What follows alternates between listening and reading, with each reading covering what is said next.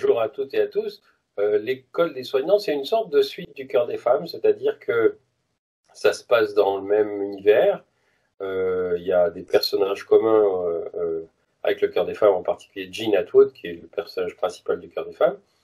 Et ça se passe en 2035-2037.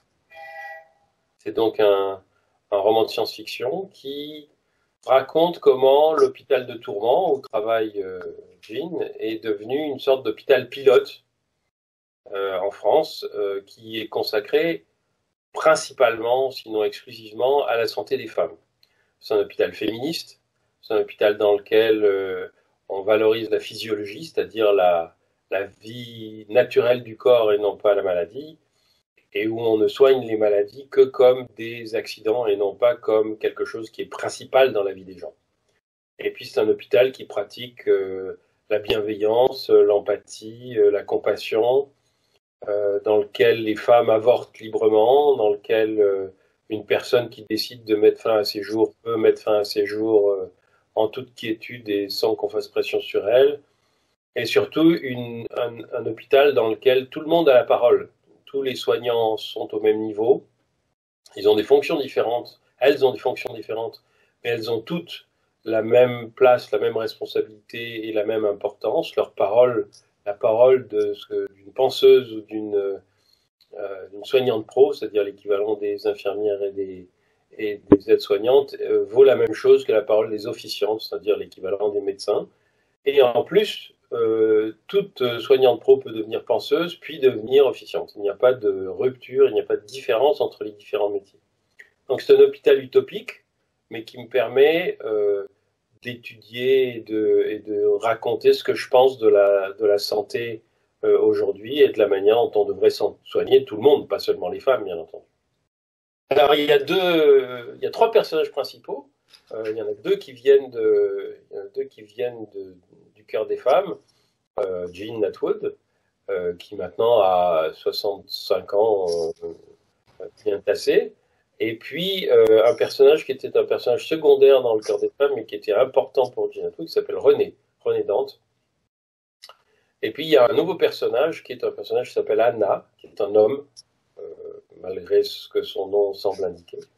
Et Anna est un homme qui a, pendant de nombreuses années, fait tout à fait autre chose que d'être soignante et qui devient une soignante, puisque à l'hôpital de Tourment, à l'école des soignantes, tout le monde est une soignante au féminin. Et il décide d'entrer dans cette école pour se former aux soins et il va rencontrer donc Jean et René qui vont lui servir de mentor. Alors le sujet du roman, c'est comment est-ce qu'on poursuit et on fait vivre une utopie. C'est-à-dire que l'hôpital utopique a été construit et élaboré par des gens qui sont maintenant en train de vieillir. Et il faut des gens jeunes qui viennent et qui poursuivent cette utopie. Et Anna fait partie de ces personnes jeunes qui vont essayer de faire vivre cette utopie et de la prolonger. Et elle nous sert aussi, cette utopie, à penser le soin autrement. Alors, Anna va apprendre à se penser en tant que personne autrement. C'est aussi une sorte de roman d'initiation dans lequel on peut découvrir, chaque personne peut découvrir en soi ce qui fait de nous tous et de nous toutes, finalement, des soignantes et des soignants. On est en étant soigné, et il arrive un moment où on devient le soignant des autres, parce que c'est indispensable. Tout le monde souffre à un moment donné, et tout le monde peut être amené à soutenir les autres. Donc c'est un roman sur qu'est-ce que c'est que la solidarité, qu'est-ce que c'est que la participation à une œuvre collective. Et au fil des jours, on voit Anna se former, mais on voit aussi Anna réfléchir à qu'est-ce que c'est que participer à cette œuvre collective qui est un peu unique et qui est enclavée dans un pays qui n'a pas beaucoup changé à ce point-là, à ce point de vue-là. C'est pas la féminisation des hommes, c'est la féminisation du soin. Les hommes, Anna est un homme, personne se pose la question de savoir si c'est un homme ou pas, il se présente et il se définit comme homme. Mais le soin, lui, l'approche du soin est une approche qui est féminisée, féministe, féminine, C'est-à-dire c'est une approche qui est fondée sur l'intuition, qui est fondée sur le partage des sentiments et des expériences, c'est fondé sur l'écoute de ce que la personne soignée dit, et c'est pas fondé sur une attitude interventionniste, autoritaire, comment dirais-je, et qui impose quoi que ce soit. C'est une approche participative. Et donc c'est ça qui est féminisé, c'est pas les individus. Il y a des hommes qui sont soignés. D'ailleurs, la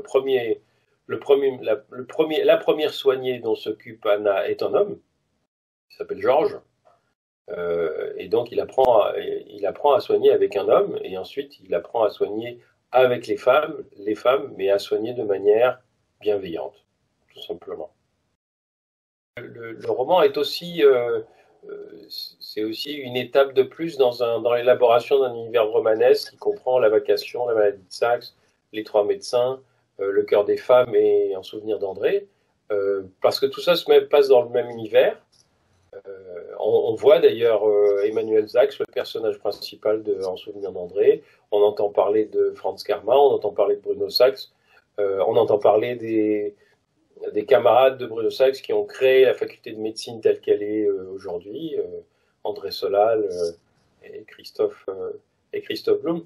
Donc il y a une communauté de thèmes et de personnages qui qui viennent non pas culminer, parce que je pense qu'il y aura encore un roman sur le sujet, mais qui viennent se rejoindre dans cette utopie pas trop lointaine, mais enfin c'est quand même une utopie, pour parler justement de comment est-ce qu'on pourrait reconcevoir les lieux de soins et l'approche du soin. Alors tout ça, tous ces personnages ont eu leur importance, chacun à leur tour. Et c'est une manière, en fait, de passer le relais, de montrer qu'il arrive un moment où les militantes et les militants doivent passer le relais à quelqu'un ou à des personnes qui vont être plus jeunes et qui vont croire aux mêmes choses, mais qui ne sont pas forcément, qui n'étaient pas forcément des militants de la première heure. À la fin du roman, cette utopie. Faut pas raconter la fin. Faut pas raconter la fin. Non. Pourtant, il y a une sacrée fin, cher Martin. Oui, justement, faut pas la raconter. Faut pas raconter la fin. Mais enfin, ce qu'on peut dire sur la fin, c'est que c'est une métaphore ou une métaphore de la transmission. C'est-à-dire que il y a un paradoxe. Moi, je voulais aborder un paradoxe et je voulais l'aborder dans le roman. Je l'ai fait de façon détournée, mais je voulais l'aborder de front quand même. Il y a un paradoxe dans le fait de parler de la santé des femmes et de parler de la santé féminisée ou féministe en étant un homme. Qui suis-je, moi, pour parler de ça?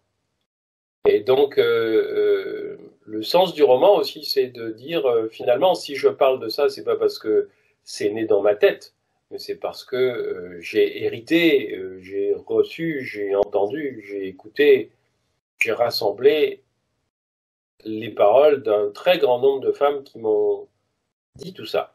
Je ne parle pas en mon nom propre tout seul, je parle en tant que témoin et qu'auditeur de femmes qui sont des soignées, qui sont des soignantes, qui sont des femmes qui réfléchissent là-dessus. Et je synthétise tout ce que j'ai reçu, moi, comme une éponge. Et je suis content d'être une éponge, je suis content d'être un passeur. Je suis content de ne pas être quelqu'un qui crée des idées, mais qui les rassemble et qui les transmet. Donc le sens du roman, c'est ça. C'est de dire, oui, en tant qu'homme, on peut parler de la santé des femmes, à partir du moment où on ne parle pas à leur place, mais où on transmet ce qu'elles nous ont appris.